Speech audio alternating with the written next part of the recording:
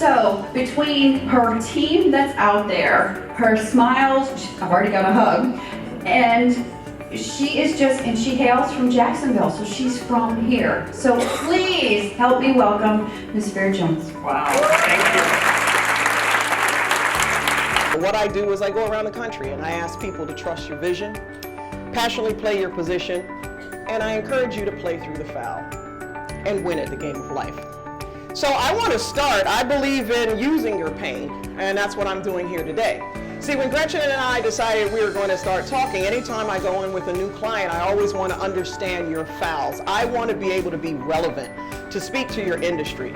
Unfortunately for Gretchen, when she called and we had this conversation, I was in excruciating pain. I did not let her know, but I was dying. I was on the other end of the phone like, oh my God! Okay, really? Tell me more about it. So I also am known, I test off the charts for emotional intelligence. I am what you would call a social empath. I feel things very deeply. In fact, I cried on Shrek, okay? That's how deep it runs for me. Like, oh, she's ugly, he's ugly, and they love each other. This is awesome, right? So I'm very, very empathic, and they also call me the empathic leadership coach.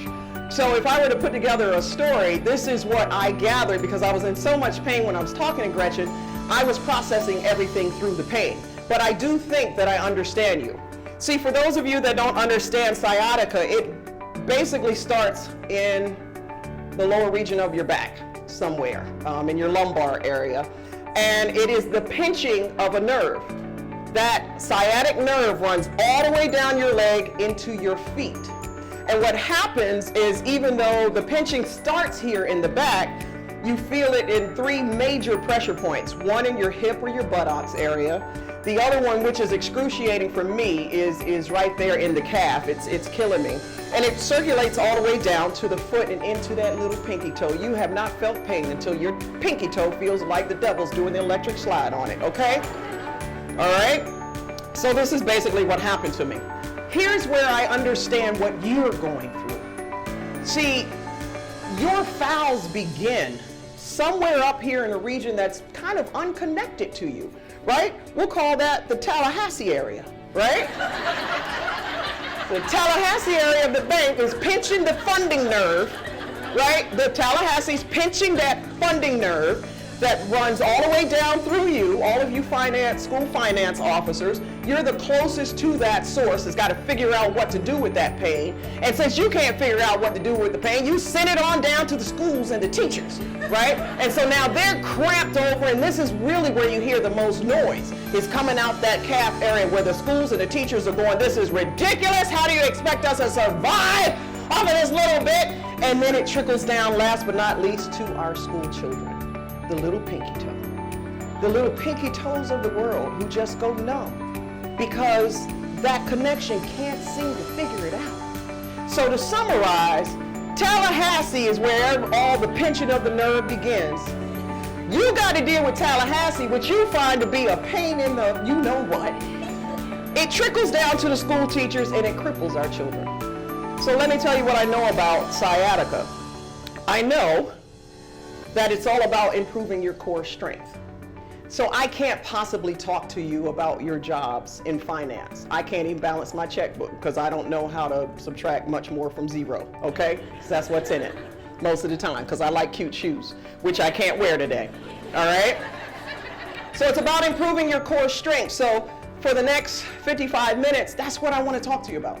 I want to talk to you about how do you improve on some of the things that help you play through your fouls. I did some research for you. I found these three kept popping up over and over again.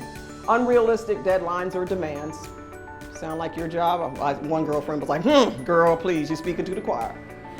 Low levels of support from your supervisors. Lack of worker involvement in decision making. If any of those sound a little bit like what you do, you'll see why I have empathy for you. But what about the children? Because that's what it's all about, the pinky toes. They're all trying to pass with D's.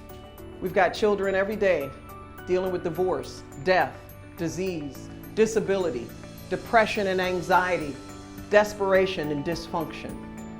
What about the pinky toes? So I have some Save the World instructions. The first one is to relearn empathy. We actually have to care. I want to tell you this quick little story. So there was this woman, you might have heard this, I think it's on the internet, I can't even remember where I got it, but there was this woman, she would come to work come down in her kitchen every single day. She and her husband would sit down at the kitchen table, and her kitchen overlooked the backyard, and out the backyard there was this huge sliding glass door. And so as she's sitting there looking out the glass door, her husband would be sitting there reading the newspaper, and she would begin to come down and she could see her neighbor's backyard. And her neighbor was very old-fashioned. She would hang up her clothes out on the clothesline. And so she'd sit down and sip her coffee while her husband is reading his newspaper, and she'd say, "Would you look at Marcia's clothes on the line? They are so dirty and dingy. Oh, I'd be too embarrassed to put my dirty underwear and stuff out there on the line like that. Oh, this is horrible." And the husband reading the newspaper would go, "Mm-hmm." Woman comes down next morning. Husband's got coffee and everything, reading on the tape. She comes down, sits down. He's reading the paper. She gets her coffee. "Oh my goodness, I'm going to have to talk to Marcia. She needs some bleach alternative or something. She's got to clean that up. That is horrible." The husband would go, "Mm-hmm." And this would happen over and over. Every single morning she'd do the same thing. Till one day, the husband gets up a little extra early. And as the wife comes down, she looks out that back sliding window and she goes, "Oh, would you look at that? Marcia must have got that bleach alternative. Her clothes are so fresh and white and new. Good for her."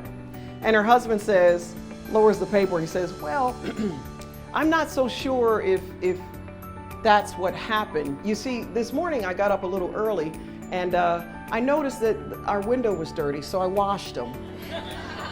So I'm not so sure that there was ever anything wrong with Marcia's laundry. It was our dirty window." In your jobs, and I know this firsthand, there's always somebody with a dirty window trying to tell you how to do your job, right? There's always someone with a dirty window telling you your laundry and your underwear are dirty. Don't let people do that to you. Have confidence in yourself. Sure, take constructive criticism, but too many of us, because we're stressed and because we naturally think negative, change our whole thought process and everything about ourselves to please people with dirty windows. Now, I share that, but I'm also going to challenge you today, and I'm going to ask you, what's up with your window? Are you that person? Are you that person that maybe is a little bit too critical of Marcia's underwear? And last but not least, what about the other window? The one that gives you a very direct reflection. When you look into the mirror, is your purpose staring back? Or are you regularly beating yourself up, foul after foul after foul, day after day after day? 3 keys to communication I learned at Syracuse University. To effectively communicate, you must be open, you must be honest, and you must be clear. It's that simple and yet that complicated. I'm going to explain why. You toss that thing on over to him. Did we communicate? Yes. Why? Because he caught the ball. So now I'm going to get into the game and Alaine's going to throw it to me. Ready?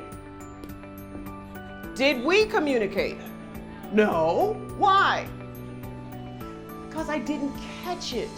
It's all about the catch. There are 4 basic types of communication: reading, writing, speaking, and the last one, the catch, listening. That's the biggest one. And when I tell people this, that the most essential part of communication, we all say it, well, yeah, it's listening, but we don't do it. And it's not just about Alaine having to be open, honest, and clear, but she has to be focused on, am I throwing a catch that he can receive? Things. If we have empathy, if we actually care about one another, because we really are all playing on the same team, even Tallahassee, the teachers and the children and yourselves, why do we continue to facilitate the negativity when we know we have to play catch with one another? So make sure you understand the whole problem. You diagnose before you prescribe. You're in your jobs on a regular basis. You see numbers all the time. You see budgets all the time. You see audits all the time. You see these things all the time, and you think you just know it. but maybe there's another perspective that you're missing. Lack of empathy will cause fouls, and those fouls make leadership shrink. I wanted to say thank you. What you do for our school children and in our educational systems matter. And if nobody else told you that today, I wanted to do it. Thank you for letting me matter too. I'm Vera Jones. I'll be out front with books. Please stop by. I love hearing your stories. I love meeting people. Purchase a book, purchase a t-shirt. It'll keep me from stealing. Thank you very much.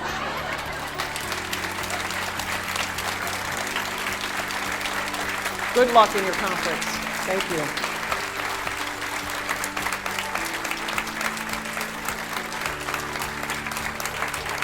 Thank you. Oh, you guys are awesome. You made me cry.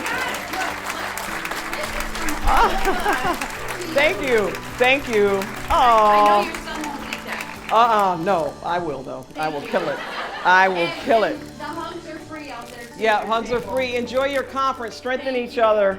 Love each other. Thank you very much. Okay, we're going to take a quick break. My name is Aidel Rodriguez. I am one of the FSFOA board directors, and I work in St. Johns County School District. Well, we had the honor to have Vera Jones here at the FSFOA conference in Jacksonville, Florida, and I just cannot say I'm so thankful for all she does for us. I mean, I've heard it many times, and no matter how many times I hear her, it's inspiring, it's amazing. She's a true icon in the area. So we are blessed to have her and to know that whatever she gives us, we can take it to work and make it better. So this is my new friend, Jerry Ford. See, life is about empathy. And so here I am walking around, limping around with my sciatica and my cane, and I see this man who has, what's going on with you, Jerry? It's a fractured metatarsal, but I did this just for her. A fractured metatarsal. So, birds of a feather flock together. So you find somebody else that's struggling too, and you uplift each other. That's what life is all about. Sounds great. How'd you enjoy the speech today, Jerry? It was excellent. Awesome. It was excellent. I think you inspired everybody. Thank you so much, Jerry. All right, Jerry, if you need my cane, lean on me, We're brother. good. You good? We're good. All right, thank you very much. School finance officers. It was such a wonderful event today, and between all the information on her website and reading and hearing great things from around the state of Florida regarding Miss Vera and everything she represents, we've learned so much, and just coming off coming out of the meeting was amazing, and so many great words of wisdom, and the attendees, all the Florida school finance officers, just couldn't rave enough, and we were writing as fast as we could just to get all the information. So again, we thank you so much.